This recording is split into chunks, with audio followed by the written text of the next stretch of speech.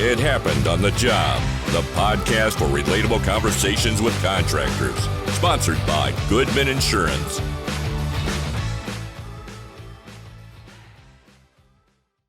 Welcome to It Happened on the Job, episode 123. Today, my name is Mike. That's Brian. Yo, today we have Kaitlin Frank, Superintendent at Dome Construction, also co-founder at eMOD Safety. How's it going, Kaitlin?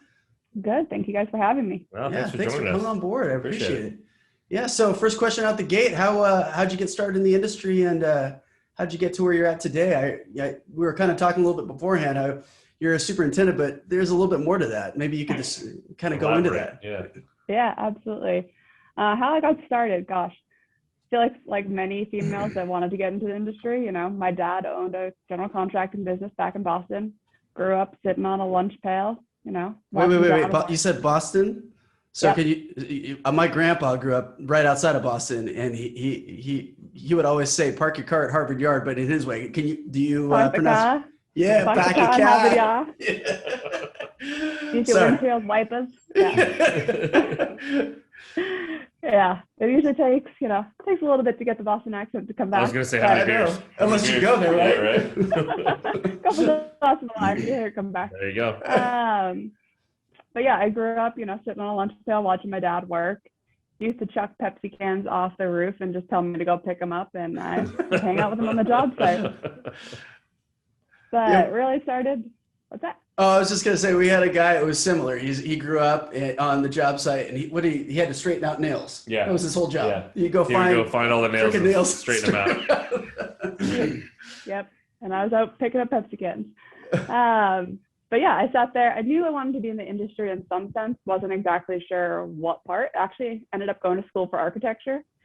Ended up having nightmares zooming in and out of AutoCAD, thinking I can't do this for the rest of my life. This is not for me. I'm also extremely dyslexic. And so sitting at a computer just wasn't for me. I knew I was going to learn best in the field. Yep. So I went back to college, got my master's in construction management, and right out of that, went right into the field, started running work. Wow. I walked onto a job site, and let me tell you, I've gotten a lot of crap for being the youngest and only female on the job site, but I walked on and I was like, this makes sense. I can figure out how to put things together. I can frame a wall, no problem. Or you want me to read a submittal? It's going to take me a while. Takeoffs and everything else, right? Yeah. Yeah. So really, I just started out by watching my dad and asking why and how come, and eventually now I'm standing on the job site asking the guys why and how come. Not much to say. Why are you doing it that way? So are you with Dome Construction? Is that who you started with right when you came out of school as well? No, so I started at Commodore Builders out of Waltham, Mass. Ended up working for Turner, who moved me out here to the Bay Area. Stayed with them for a little while, but realized that mid-sized GC was more the right fit for myself, and ended up at Dome. I've been here for about 6 years now, and I think this is home. Yeah. That's awesome. Yeah. Found the home at Dome. What I did. There's no place like Dome. There you go. So I guess the default easy question, right, is being a female superintendent controlling, a job site full of men. How, right? Yeah. So I guess there's a lot more we can unpack there, but let's get into all of it, right? It had to be, especially at your age too, right? Well, you have to remember, I was probably 21 when I were in my first job, and I looked like I was 16. Yeah, I was going to say, you don't look much older than 21 now, so I have to imagine. I appreciate that. Yeah, so, I got asked, I remember the first job I ran on my own, someone came in and they asked me, I was measuring for a saw cut for putting in a new window, and someone had asked me, are you measuring for curtains? And I was like, I'm your boss. Welcome.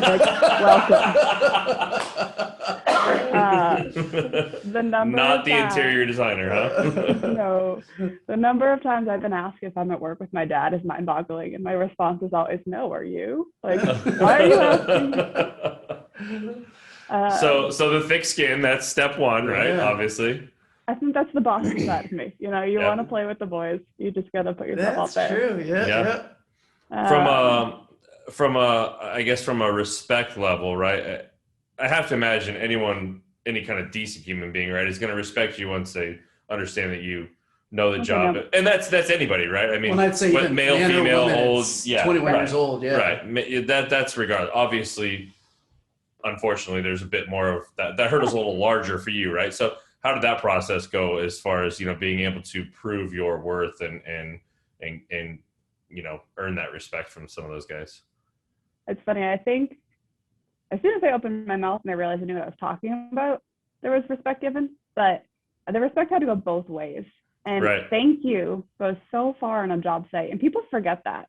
When do we give kudos to people who go above and beyond, or like, it seems like we're constantly turning to what went wrong on the job, or like, why didn't you do this? Instead, every time someone cleaned up, I was saying thank you. Every time someone did what they were supposed to do, I was saying thank you. And these guys treated me like their daughter, and I treated them like my brother or my father. And all of a sudden, there's this different camaraderie on a job site. Yeah, they don't have somebody barking down their neck, right? Yeah. So it's funny. You said you were listening to my uncle's episode on the way in, and it's like almost the exact same thing, right? I mean, it's the same kind of concept. Yeah, that positive kind of environment. Reinforcement. Yeah. I feel like everything your uncle said was, someone who was one of my mentors on the way up. And, I had these career aspirations. It was, bill $30 million in a year by 30. And I got there. I didn't get there alone. And I got there because, I had people like your uncle. I had these people I could look up to who took me under their wing. And I really don't think I would have gotten there unless I had had them. Yeah. So what was the transition like between wherever you started in Massachusetts to Turner, going to that larger company? How did that work out for you? Or what was the impetus behind that move? Honestly, I got tired of building in the cold. I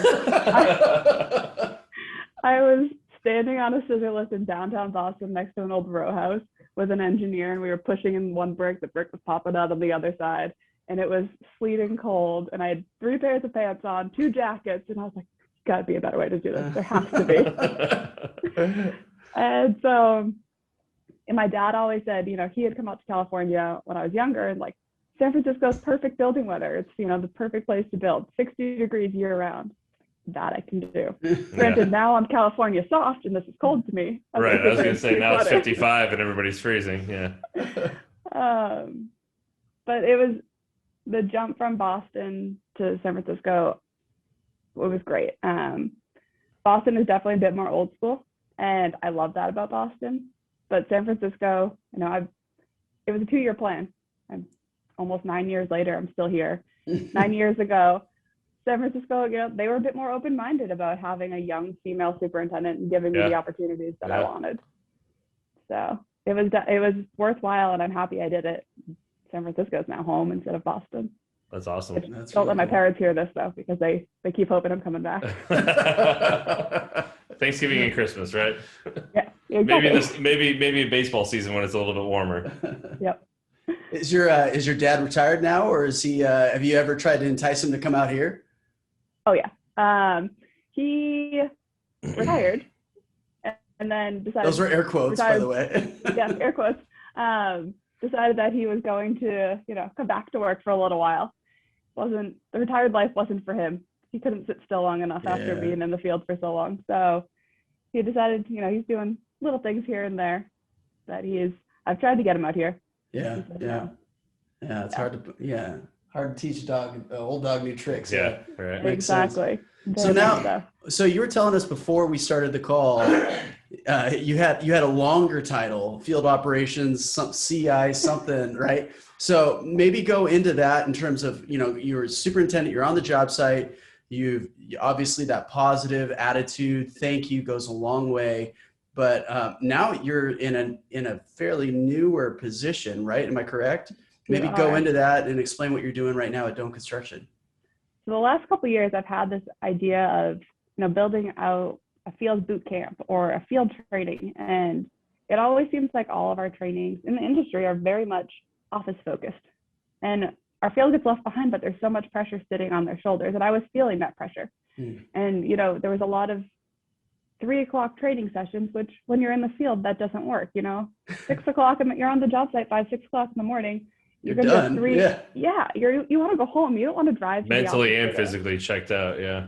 Yeah. And so I started developing this kind of like spider web of ideas that I could start training, tactical and just, concept training. How do we expand this to more people? And I presented it a couple of years ago and it was like kind of in the works. And then last year I said, this is really what I want to be doing. I want to train our field people. These are who I'm comfortable with. They're comfortable with me. Like, let's get the conversation started. And I was finally given the opportunity to start building out this field boot camp. And we're going to start with onboarding. How do we onboard our superintendents? How do we set the expectations? How do they know what we want from them, our goals, where are we going as a company, and start from there. So now I'm a field operations continuous improvement manager. Built your own job, huh? I did build my own job. But a lot of it has to do with lean as well. And your uncle was also talking about lean and these mindsets that you have to have in order just to have those conversations with people. Yeah.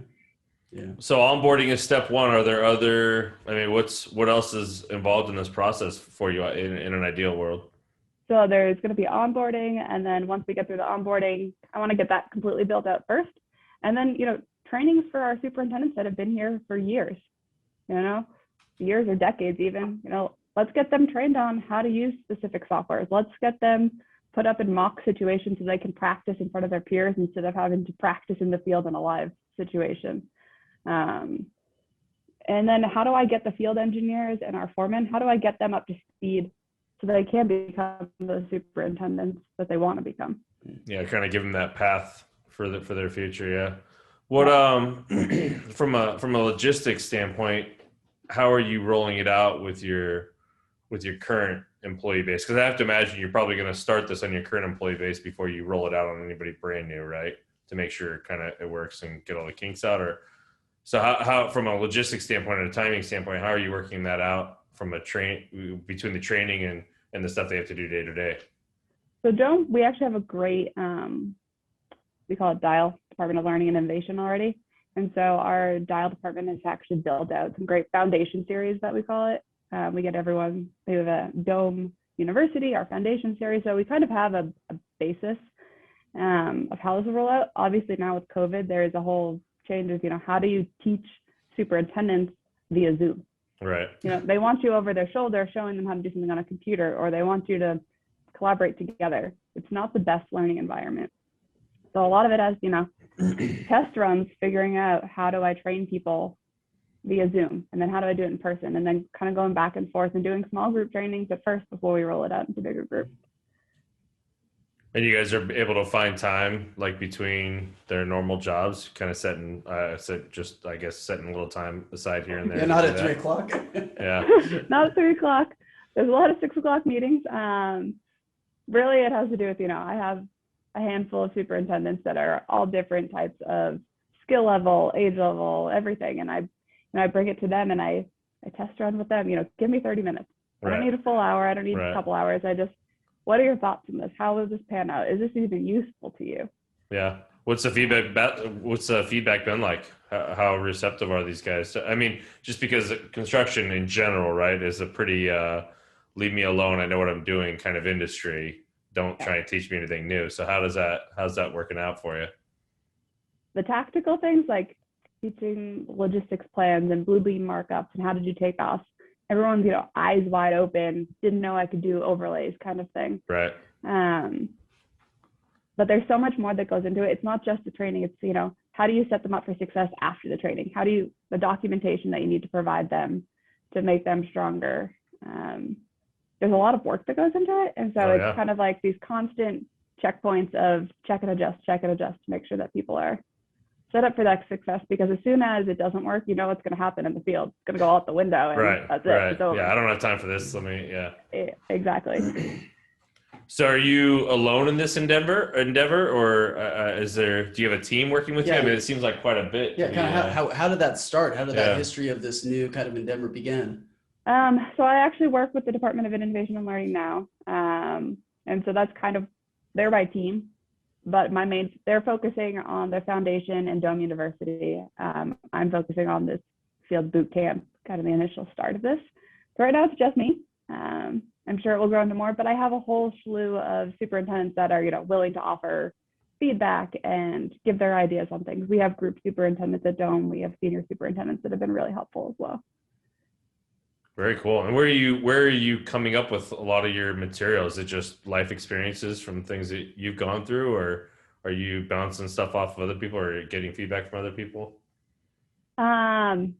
Questions so some of it is questions I get from superintendents who will ask me, and I just have this long running list of things that they're asking. If one person doesn't know, I'm assuming there's multiple people that don't know. Yeah.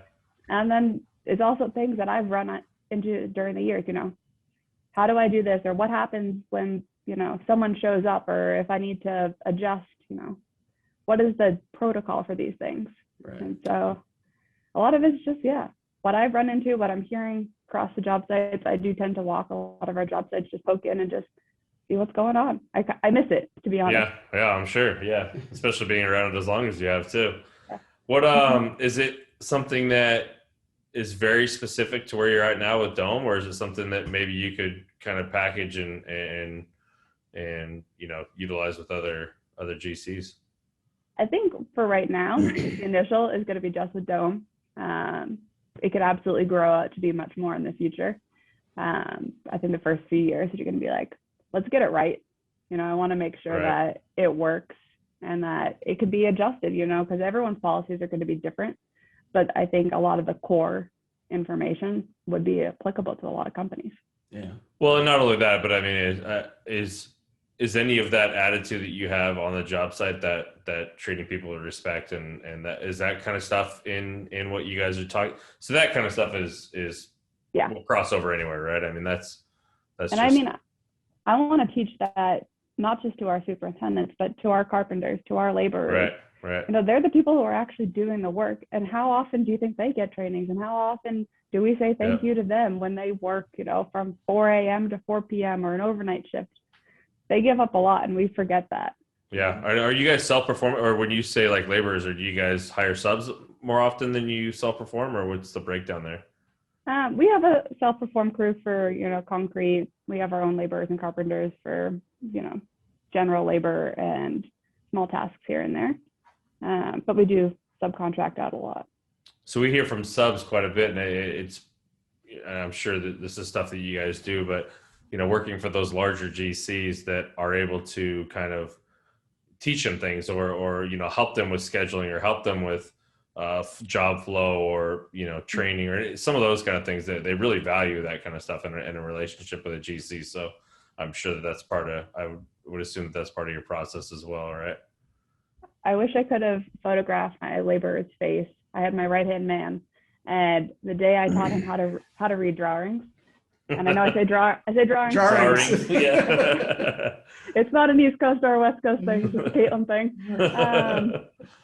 But the day he was so thankful, and it was just me taking an hour. Look at this detail. This is how you go from page 1 to page 2 and back and forth, and just those little things. I just remember him, Kate, I can't thank you enough. And it meant so much. Well, that's the attitude that I think is kind of, I don't want to say missing, but not as prevalent as it should be in this industry, right? I mean, like we mentioned before, it's a very older industry, I guess, right? With archaic, archaic and kind of closed-minded in that training sense, where you have some owners of companies who are of the mindset that I can't let anybody go. I can't teach anybody anything because then they can go out there and be my competitor, right? And they're fearful of losing that business.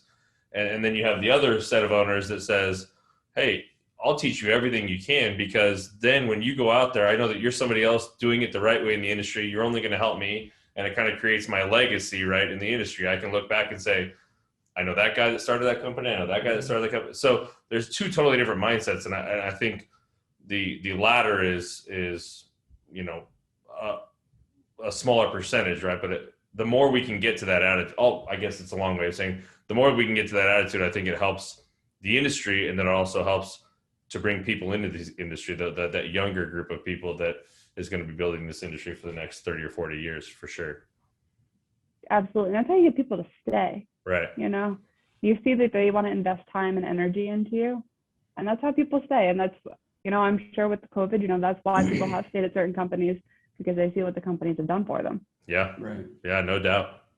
There's definitely been quite a few that we've heard from here on this show that have said, taking care of everything, keeping people working, keeping them busy. Yeah. Yeah, definitely taking care of them. So there's another aspect to the introduction, right? The eMOD training, eMOD safety. eMOD safety. Yeah. So what's that about, and how did that come about? So eMOD was spun out of Dome.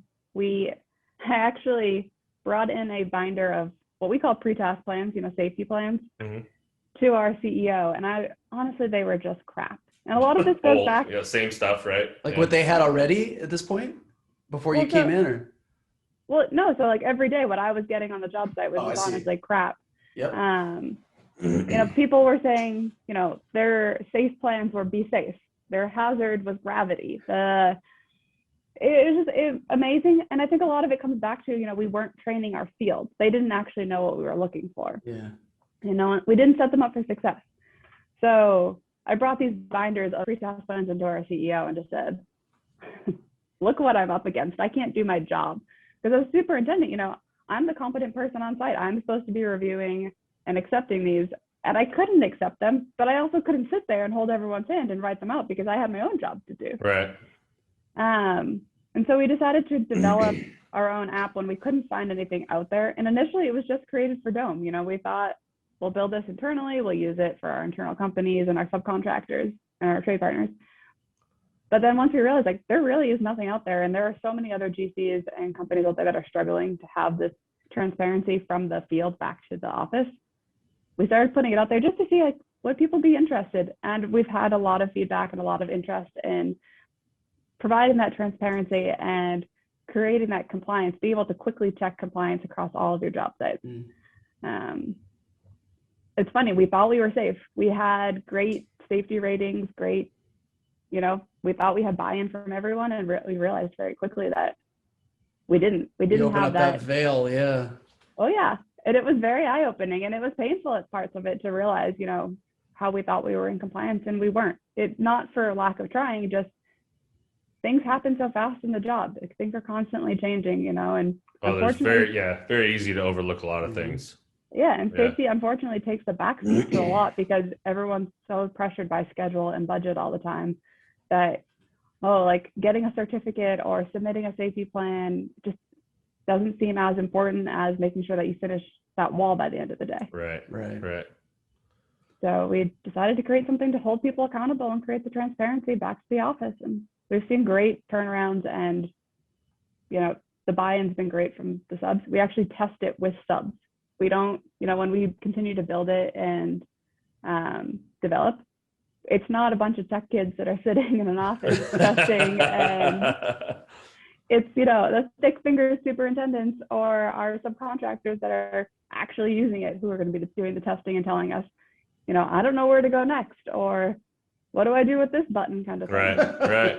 So it's an app, right? It's app-based is what I heard. So, and you talked about accountability a little bit. What is the premise behind it? How does it work? So obviously it's a safety app. The field app is meant specifically for the field. It's very simple, looks simple. You input your pre-task plans. You can look up crew certifications, toolbox talks, JHAs, if you need to know where your emergency clinics are, audits, observations, anything that would be, a daily safety task now lives on the iPad. And is this how low does this go? I say low, that sounds terrible. I apologize. But how far down the chain of command is this app getting? Is it like foreman, or is it all the way down? All the way down to the guy swinging the hammer. Yeah. To the guy who's sweeping the floor all day long. Wow. That's awesome. We want to know. And so a lot of this is, I guess I should have started with this. So my father owned a general contracting business. I never wanted that call. Like, your dad's not coming home today. Your dad got hurt. Right. And so when we started this, I had an electrician who decided, I'm just going to do this tap. We were doing a electrical transformer, and he was going to do the tap hot, do it live. And I said no. And I had worked with him before. And he's like, Kaitlin, I don't want to fill out more stupid paperwork. It's just a waste of time. I've done it this way for, 20 years.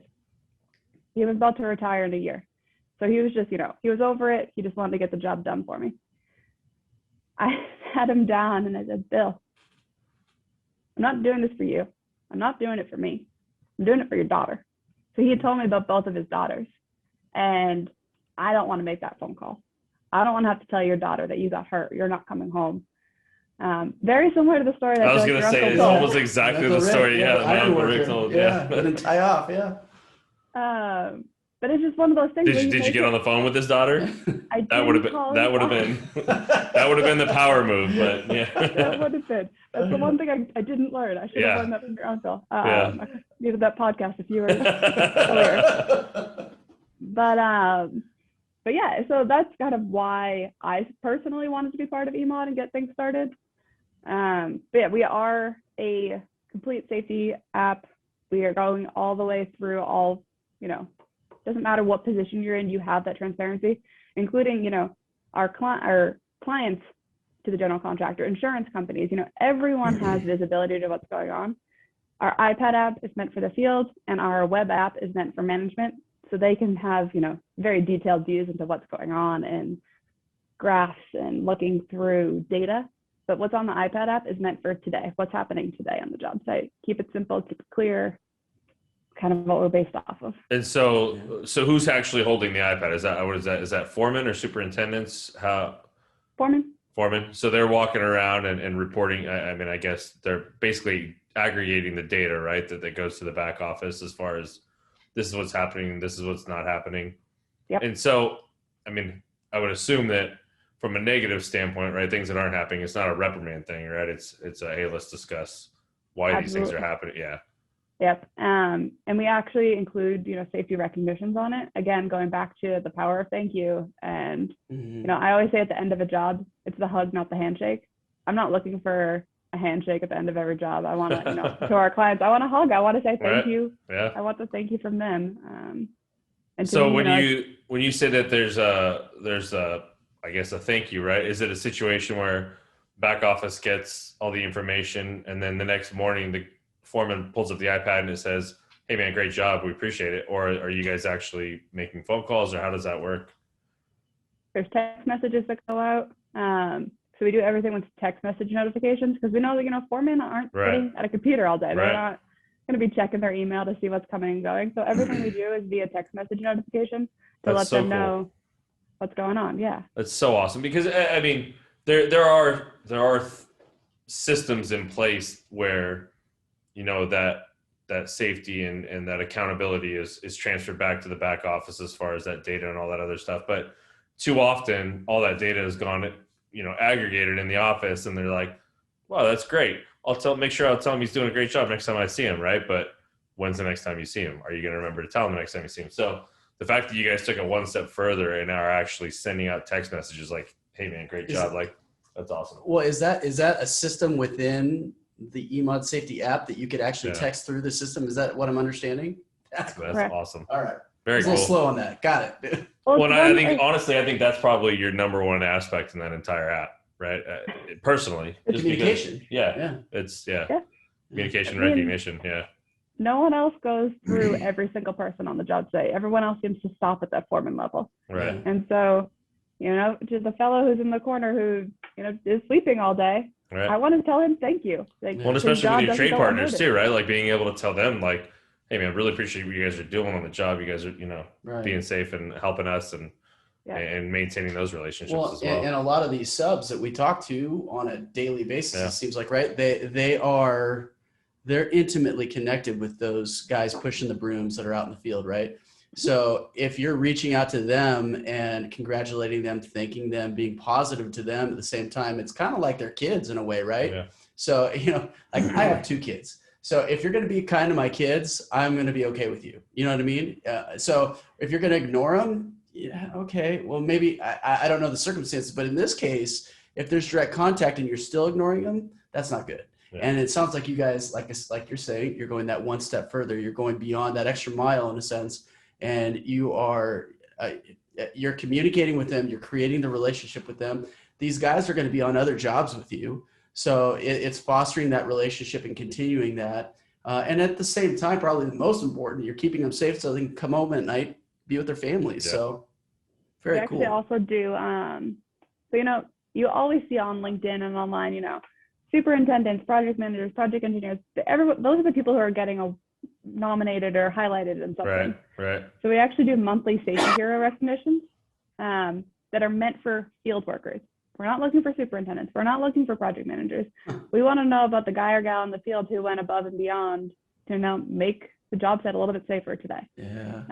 And so we actually highlight them in all of our monthly social media blasts, and just to give them kudos, we give them a prize. We work with other companies to sponsor events for them, and yeah, it's been a lot of fun to actually say thank you to Very cool people, because they're so shocked every time. Oh, I'm sure. Yeah. I mean, I'm thinking again, Uncle Rick, right? Yeah. That idea of going around to each worker and saying thank you, congratulations. I mean, yeah, awesome. I love it. I love it. Fun stuff. I need to meet your Uncle Rick. Yeah, right. Like have a great Flying out from Miami. He's out here a couple times a year. Actually, you know, we'll be driving up your way in August. We go up to Lake Shasta for a houseboating trip, so we'll drive right by. We'll make sure we wait. Yeah. So what's the future look like for you? I mean, I feel like you've got your hand in a lot of little pots. I mean, where you headed next? You know, I'm focused on eMOD right now, getting things going, making sure that the product's where it needs to be, that people are happy with it. But how really, many contractors do you have working on it right now, or working with it, using it? We have about 500 companies on it right now. Oh, that's it. That's small awesome. Sample size. Yeah. And obviously, it's doing well, right? I would have to assume. Yeah, getting a lot of good feedback from everybody. We're getting a lot of feedback. It's been exciting to watch the data come in and just see how it's being implemented and used, and like finding those gaps and being able to talk to people about the gaps. Yeah. How long has eMOD been around? I mean, you have 500 contractors on there, so I got to imagine some time now, not just like a few months ago. So we built it.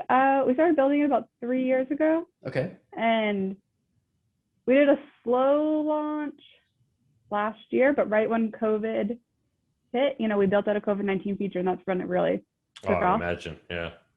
That's cool. We got smart contact tracing, which has been really helpful. But yeah, it has the ability to contact trace within the app.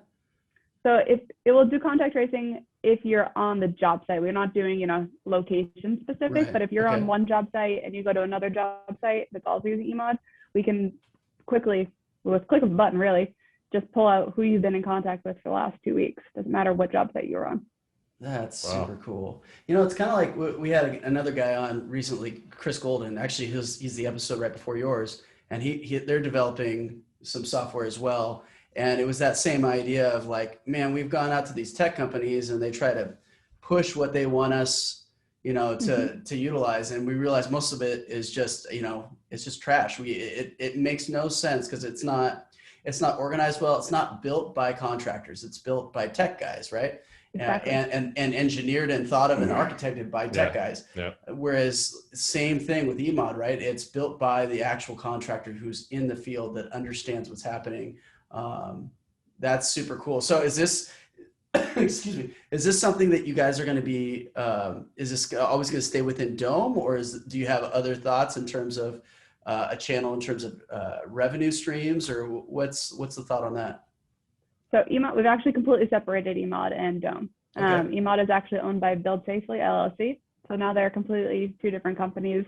eMOD has its own employees. There's a few of us that, you know, help with product and sales, but that's about it.